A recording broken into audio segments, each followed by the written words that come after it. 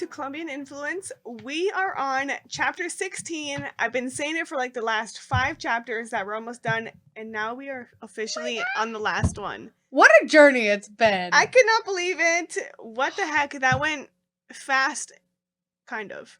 Well, it took a year, so whatever you That's what I was like, fast. This was like, kind of. But no, it did go fast. I'm shocked we made it to the end. Because the first time we did it, I barely made it through halfway. I know. I think basically the first time I read it, the first 2/3 I contained. The last third, I probably just blacked out reading it because I was like, this is too much. Mm-hmm. And I don't remember reading it. So this time has obviously been very intentional with reading it and taking notes, and obviously us doing, reviews of each chapter. So I guess it's been so helpful. I don't know how I could have done it otherwise. What, doing it slowly? Just read it by myself, yeah. Wait, by yourself versus what? Us like taking the chapters and digesting it together. Oh, yeah. Yeah. Yeah, that's probably why the first time I was like, I can't do it anymore. It's like you have to talk about it with someone. Absolutely. Like, regardless of how that happens, whether it's, with a group, another person that is or isn't an adoptee, or just watching us. I mean, that's why we did this. Exactly. That's the whole reason. We've had a lot of good feedback on YouTube. Just having people who we don't even know connect with us and say thank you for doing that. And that's why we're doing it. We love helping other people, and we love just connecting with new people as well. And it helped us. I mean, it helped us a lot. This is helping. Honestly, think about a year ago. Yeah. This whole process has helped us heal. And we've said this before, like, this is just for us specifically to heal, as well as helping and giving resources to others, because I know other people have gone through this. So, a little side tidbit. But we're on chapter 16. Let's get it. Okay, well, chapter 16 then is titled Honor Thy Children. Which I thought was a weird title for this. Let's move past it. Okay, Nancy. That's the author's name. If we... Never mind. Oh, Nancy. Either way, it's broken down to quite a few sections. We'll kind of go through the ones that I guess kind of hit us the most. First one being challenging old assumptions. You had quite a few things here. I did. I just was like, these assumptions are just like, come on. The first one was very like elementary at this point, where I'm like, really? Exactly. The general assumption. Child is placed with adopted parents early enough will not have experienced separation trauma. I'm just like, okay, we've had enough of this through our readings, through our groups, throughout this book even. I know, like chapter 16. This is completely fake. No matter how young you are, matter when it happened, you're going to have that separation trauma. Like, I've learned that and I understand that now. Like, I didn't really realize that or put 2 and 2 together, that even though I was 3 months old, I still had that. Yep. I sure do. Yeah, exactly. The only thing I highlighted a couple things I just wrote underneath it, LOL, because it was just like I guess like some of them too. Well, I guess like kind of going back to how these chapters I suppose were done. I kind of wish she would have maybe started with some of these. Yes. The assumptions really I feel like would have been a really good way to start. And talking like the one thing that I underlined was adoption facilitators. Believe that like if an adoptive couple loves a child enough, he will be fine. That's what I underlined. It said just LOL, because I had nothing else to say besides kind of laughing at it and just thinking like, okay, love equals abandonment. Our big thing is like, okay, I haven't thought about that in a while. Yeah, I put that. Do you want to talk about that really quickly, just like with what that means, because we haven't talked about that in a long time. I think you brought it to my attention completely. So I want you to take it away, but I also just wanted to say, again, follow us on our social media, because we just posted about this today. You're going to see this a couple days after we get this posted, but just talking about how loving a child is great and that's helpful, but like they're still going to have those traumas. It doesn't erase it. Yes, like that is not accurate. So take it away. Okay. Love equals abandonment. So what does that mean? Love equals abandonment. That was something I want to say that in the first, maybe 6 chapters. Yeah. In the very early. Even before we started this book, you've had those. That's true. That is something that I brought up in a earlier portion of this book, or just like in our podcast. Mm-hmm. Something that I learned from here that really stood out to me was that when people suggest to adoptees that your biological mother loved you so much that they put you up for adoption, that is a really, really complicated thing for adoptees to hear, because to them, love equals abandonment. And that is exactly why people have issues figuring out love outside of that. Like, I mean, without getting too deep into my personal life, it's like, it that makes sense to me. Yeah. Where it's like, that isn't like insane to think about, where I'm like, I mean, it's a learned thing. I'm very much a believer in patterns when it comes to relationships and behavior and traumas and all these types of things. And this is one of those types of things where I'm just like, love, if that's what we're told over and over and over and over again, is that like, this is why this happened. It's because they loved you so much. Then if somebody loves me so much, that means they're gonna go. Yeah. And that doesn't make any type of sense, and that doesn't make me want to attach. Yeah, it doesn't make me want to attach to anybody. Exactly. That's where the attachment issue comes in. That is so crazy. Yeah, why would they even brought that up? I haven't honestly thought about that in a really long time. So that was the first thing I thought of when I read that. I did not even. See, that's why I love talking about this, is because it just we haven't talked about it in a while. And actually, at the end of that first section of challenging old assumption, it just says the ability to trust love from someone else is, I believe, impaired. Yeah. That's so true. Mm-hmm. Let's see. Next section being the mother connection. I didn't have anything with that one. Okay. I guess Jumping let's skip it over. The end of 216, putting the well-being of the child first. I think I talked about this a little bit in the past chapter, chapter 15. At the very end there, I was kind of talking about my experience with my birth mom. And it just says, it makes no sense to me that we take babies away from mothers who have no financial resources and then pay someone else, aka like foster parents, to take care of them. Like that was and also so I just want to mention, she says, why not pay the real mother? Yes. Weird that she keeps using the term real mother at the end. Don't want this. Again, I feel like this last third of the conclusion maybe should have been just the intro, but that's just me. That's whatever. A really good input. But Kate talked about this too. Like, if we just gave those resources, if we gave that financial help, and it's not that easy for mothers. Like, I think a lot of people have tried that too, and like getting assistance might not be that easy. Like, it's not that easy. I had friends growing up in college. I was a year older than them, and I had friends I was a sophomore in college. They were freshmen in college. Both of them were pregnant. They had babies within 6 months of each other. They ended up being basically family. Like, we had this weird, like, group of 5 girls. Like, it was these 2 mamas, 2 babies within 6 months of each other, and myself. Wow. This is where, with those resources, with my friend Laura, shout out to Laura and Tessa, Laura had to get assistance. She had food stamps. That was where all of us, like Laura, Jessica, myself, learned where to cook and how to cook. Yeah. Because they had that. They had to make sure that they maintained that cost. And that's because that would have been taken away had they not used it. So we made sure to do that. That's how we learned it. Laura and I traded money, essentially, where she would use, if she didn't have money for diapers or gas, I would buy those. She would buy me food. Because that was the way to do it. And with those resources, that is a huge challenge. And like you said, going back to Kate, this is an episode where we talk very much in depth about the ethics behind adoption and a lot with more of international adoption. However, it is very prevalent to the United States because I think a lot of people are realizing is, donations to food shelves are becoming more prevalent in just the United States. And it's like, okay, well, this used to be a thing where we donate to third world countries, but our country now needs this. Yeah. And I guess you kind of even mentioned in the last chapter about your bio mom being like, she used these resources that were given to her. And she could have used so much more. And if she would have had these, I bet she would have kept me. I'm sure she would have. Because she did enough. And that makes me feel a little weird. Like, whoa.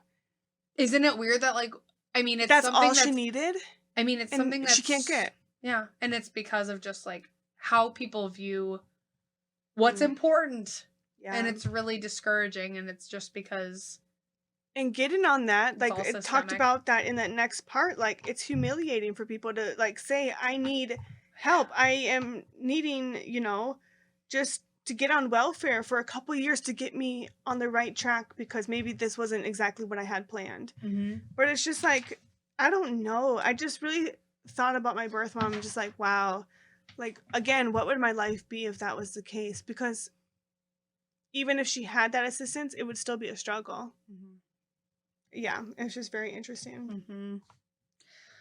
Yeah, I mean, this chapter in comparison to others and being the conclusive chapter is strangely short, but You'll hear my thoughts on that at the end. yeah, we'll talk a little bit more about that.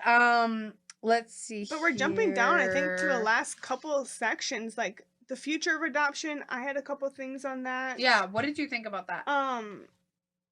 What did I think, honestly? I didn't really have anything highlighted. It was just kind of like I had other thoughts about it than what was written. So I could agree to that. I just think, it was a really good point in here that hopeful adoptive parents really just need to take the time to prepare emotionally, and just like physically for themselves and for their family to meet the needs of this child. Like, every child has different needs, and just being prepared for that with adoption especially, there's a lot of different traumatic events and situations that play out in that.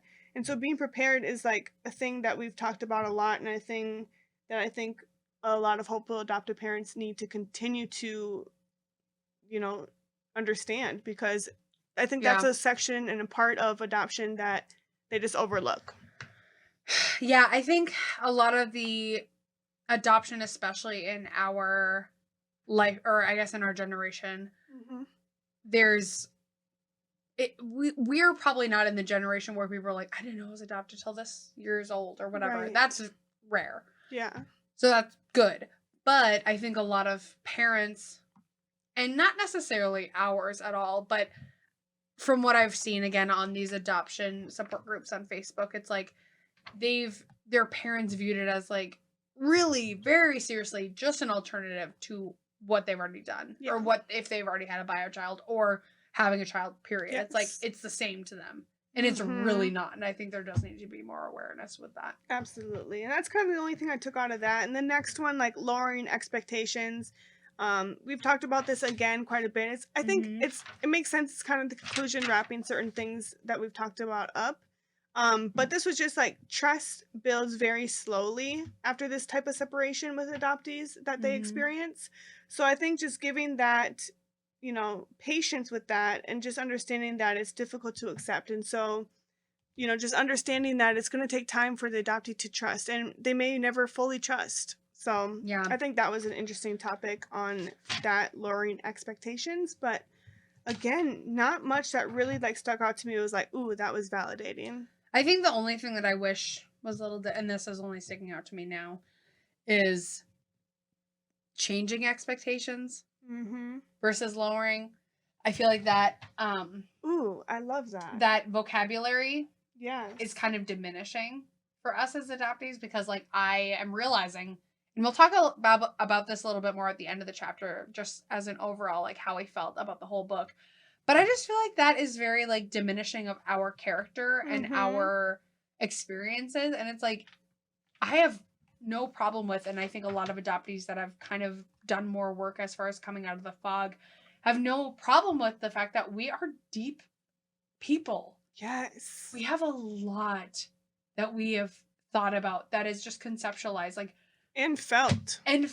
Yes. And one of the most common that I have brought up to friends that I've known for 20 years, being like, I've never been in the room. Like, I don't think I would know what it feels like looking like someone. If I look someone in the eye and they look like me, I don't know if I would know it. And that's like a great thing going back to Eric's. Like, I love that we can bring back all these past interviews. I know. That's the thing, is that what's so cool about bringing this whole book together and the whole experience is like, different sections like really tie into a lot of different adoptees that we've interviewed in the past episodes. But yeah, you'll never know what that's like. And the thing is just like, I don't know how I'd feel about that if I saw someone that looked like me. Like someone, I guess we've been watching Love is Blind, and our friend Jessica was just like, you kind of have the same facial features as Mallory, like just, whatever. And I was like, whoa. And I was like, I I don't know if that's accurate or not. Like, I don't know. I think it's the hair, like just like It's probably like the texture, like granted, and like my your hair's a face little, shape. Oh it's my probably gosh, just like, Jessica, I yeah, can she was see just that. like, she had just like mentioned it, and not in this context, but she was like, you kind of look like Mallory. I'm like, I look like Mallory, okay. Like, she's cute. yeah, she's adorable. I Yes, love her. I love She's her. beautiful. Like, I'm not mad about it. Yeah, But it's just like, you know what? She's interesting. mixed. Like, she's half Latina. That's what she kind of says in the show. And I guess I don't really go too much into it. But it's like, based on my 23andMe stuff with being a combination of, you know, mostly like European. Like, I don't know. It's just like, it was interesting. And I was like, I can't see it, but that's because I don't know if I would ever see it. Right. So again, looping all the way back to the lowering expectations, I think it should just be changing expectations. So Nancy, if you're watching, Really which good we point. don't think you are, which we don't think you are, but it's just like, I Wish think you it should were. be changing expectations, because I don't think it should be a low expectation for those of us who are adopted. I personally, I guess frankly, I find that insulting. That's a really, I loved that. Like, that makes so much sense. Thank you. Let's see. The next section, society's attitude must change. Kind of the same thing, expectations. Let's see. 220. Let's see here. Oh, this was kind of talking about thinking about mental health professionals. Not even going to go off my notes. I'm trying to just kind of think of this, how I thought about it reading it. Talking about how, like, in the middle, second paragraph of 220. Too many adoptees have been made to feel abnormal or crazy when they have simply been responding to that early experience. And then just also discussing the fact that, like, this is very common experiences for adoptees. I kind of connected it back to our hair episode. Yeah. Talking about our experience with curly, textured, whatever hair. If you've seen Encanto, they do a wonderful job of giving different skin colors of adoptees, but also, or not adoptees, of Colombians. But also hair, colors, texture, all of it. And they're related. Like, there's such a great variety. And over time, we've kind of learned that in cosmetology, they have like a 2-3 day section about curly textured hair, and that's nothing. That's literally nothing compared to how long they're in school, and it's very upsetting. Like, we've talked about our journey with hair, and like, definitely take a look back at that episode with, you know, talking about curly hair with your identity, or hair in your identity, and everything with that. It's a really big thing. I think it kind of the same thing goes for a mental health professional, because when I was seeking out a mental health professional in the spring of 2020, I was trying to find one that either related to like cultural trauma or adoption trauma, or I guess, to be completely frank, someone that just wasn't like, I've mostly seen white people. Yep. And I was like, you know, I kind of want to seek someone out that may have a different point of view. Not that I've had any bad experiences, and I hadn't, approached those professionals with adoption stuff, but I was like, you know, I do think someone from a different perspective, even if they're not adopted, it would be helpful to find someone from a different background that isn't just like, absolutely, you know, Caucasian. And maybe that's why you didn't bring up adoption. Like, just internally, you just didn't think it was like correct. Granted, I think a lot of it was just because I was like, well, timeline. I didn't feel like it was the biggest prevalent issue. Yeah. Then at this time, I was just like, you know, I'm 27. Maybe now's the time to really face it. And makes sense. Yeah. That was when I started reading it, because I was furloughed at the time. I had the time. It was great. Like, it was a really good time for me to be learning about myself. Like, absolutely. Whatever. We have time for that for another day. But I think it's kind of important to just mention the fact that I don't think mental health professionals, unless they specialize in this, are being taught much about adoption trauma, and there are so many of us. I think that needs to be a much more prevalent thing. To going back to last episode, so chapter 15. Talking about different family dynamics. Yeah. Whether that is, you know, not going back to man and woman biological parents, going to a family that is mixed, like, you know, a transgender mom and dad, or like whatever it is. Someone that is not biologically able to have a child, where they have to use surrogacy and or a sperm donor. I definitely believe that that is more beneficial for these parents to live their lives authentically and be able to raise a child based on those circumstances.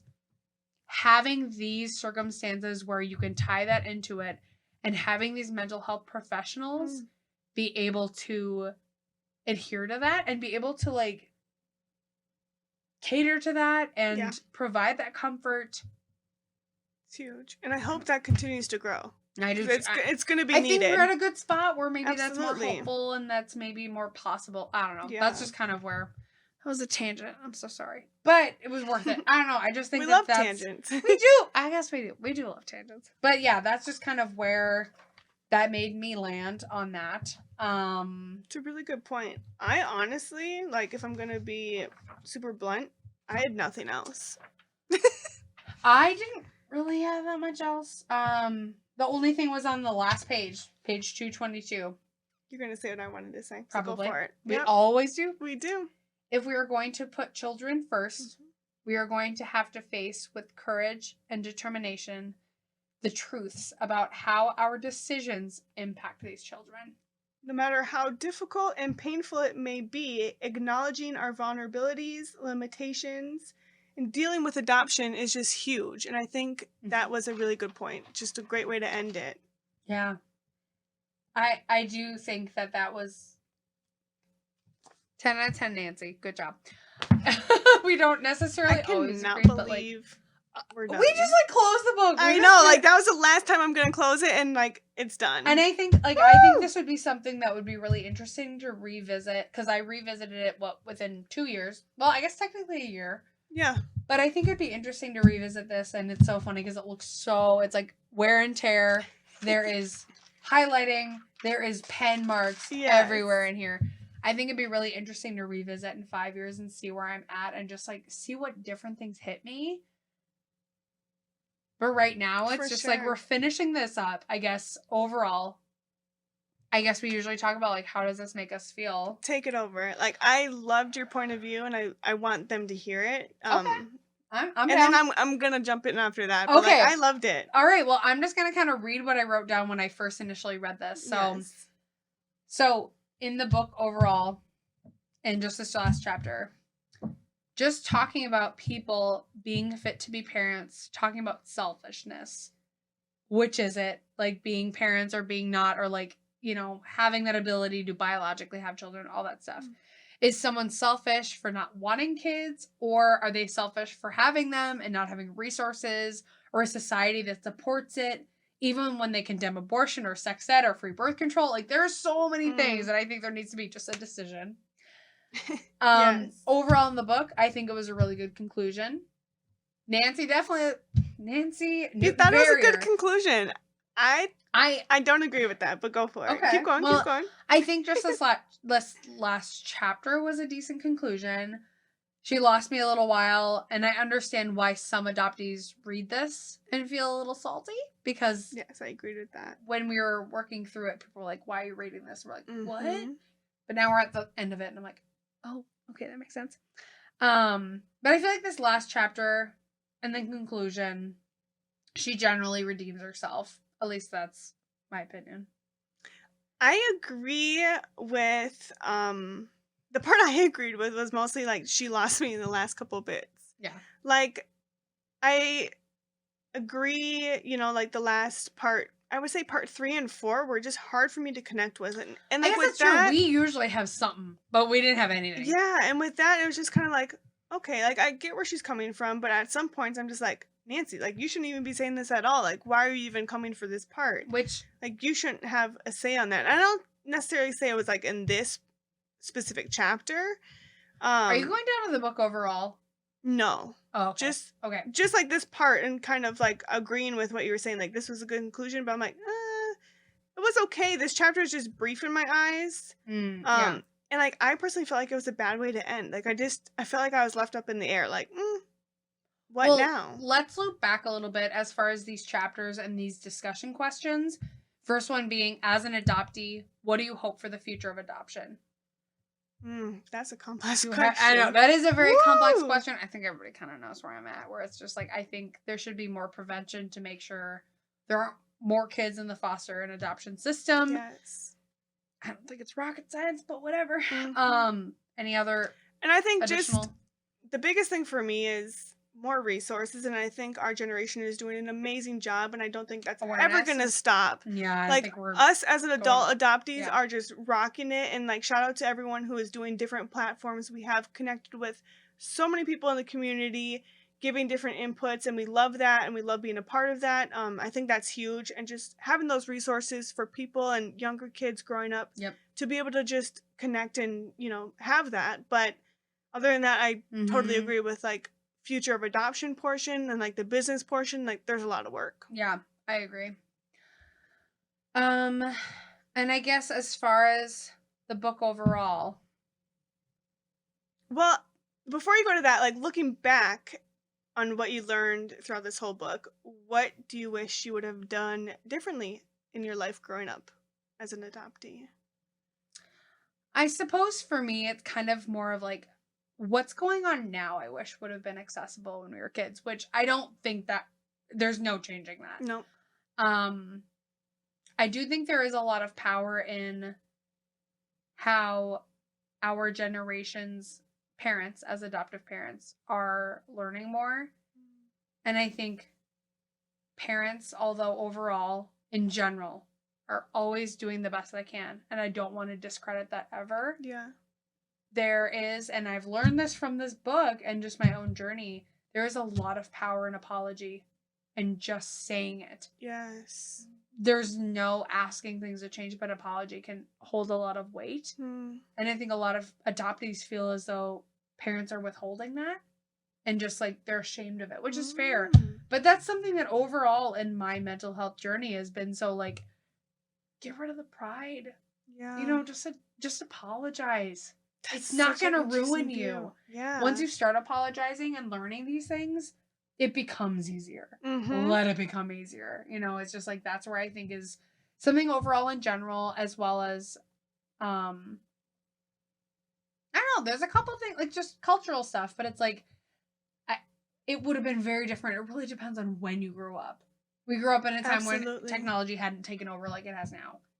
That would have been different. Yeah. So, what about you? And I think very similar. I think, I was exposed to quite a bit with adoption and going to camps and all these things that we've talked about. So that was really good. I think culturally, what you kind of touched base on, I wish I knew Spanish. I wish I learned that young. That would have been super nice. Coming from Colombia, where that is the main language there, like I do have that disconnect with being in reunion. Other than that, like just from being in the book, like I just wish I had a voice when I was younger, and I don't think I could ever change that. It just takes time to come out of the fog, but I just wish I was different because I think that would have been so beneficial for my adoptive parents and me, just having that open communication that we do now about adoption. Yeah. That would have been super nice, but like I don't know, it just wasn't the right time for me, and like I came out of the fog a little bit later, and doing this, I had my voice, but I don't think that's something I could change. It's just something that I thought about while reading the book, like, oh, I wish I had that voice younger. And some people do. Some people really stick to what they believe and what they feel. And for me, it was just more like ashamed and nervous. And do I trust it? I don't know. So that was the only thing I could really pinpoint on that. What about the book overall?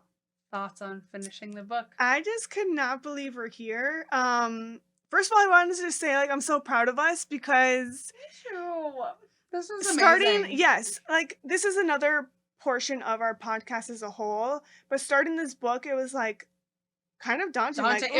Daunting is the perfect word for it. This is like, it was tough. There was tough conversations, eye-opening like points in this book that overall helped me understand like why I am the way I am. And yes, oh my gosh, I said the same thing. Even in my relationship now, I'm like, okay, I understand like why I have these certain like things about me, why like friendships are a little bit harder to close doors on, things like that, like all these little things I knew that were an issue or that I had, I just didn't know where it came from. So this book opened my eyes in that.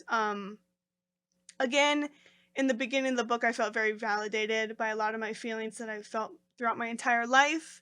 Towards the end, it was more just like the technical side of things like I didn't really understand, or I didn't feel Yeah. like Nancy had a view on. But honestly, I'm really, really proud of us. And I'm love hoping her. we can continue this book club series Yeah. with new books. We have a huge list that people have given us. Yeah. I would love to read a book from adoptee's perspective. I think that'd Me be too. really amazing and interesting. So let us know if you have any other suggestions. But what did you think overall? Like, how are Literally you the feeling? same. I feel like it was very like reaffirming Mm-hmm. with my journey and kind of feeling a certain way. Like we had so many differences, but it kind of like made it make sense. Like, Yes. even though I don't believe in certain things like fitting a box, it was kind of nice to fit in a box for once in a Mhm. while, where it was like, you know, where you were this one thing, I was this one thing, like especially with those theories of attachment, that Yes. really made sense for me. And it made it just be like, I know it's only a theory, but it made me so much more connected to how I feel about things and being like, Mhm. this is why. And especially because the why made sense. Yeah, and it made me a little bit like more proud of myself. Like I feel a lot more confident in like my journey of adoption. too. Like what I've said before is coming out of the fog is a lifelong journey. I personally think like I've Yeah. come out of it. I'm at the peak of it. Like I'm doing really Same. well, Same. but there's always these little parts that I'm going to continue to learn, and this is one of them. And I feel really, really good. Me too. It took us a while, and I'm glad we took it, Yeah. the way we did. And I hope you are just feeling the same as we are. If you're Taking feeling your a little time. different, reach out to us. We'll be there for that support. But we truly appreciate you being there throughout this whole year, or a little bit over a year, Yeah. during just this getting through Primal all of Wound this. experience and book club. We have had the best time. Thanks for NBC Studio for hosting this and just allowing us to be here in the studio. We love the studio time. It's been a really good time with everyone. Until next time. Later! Bye!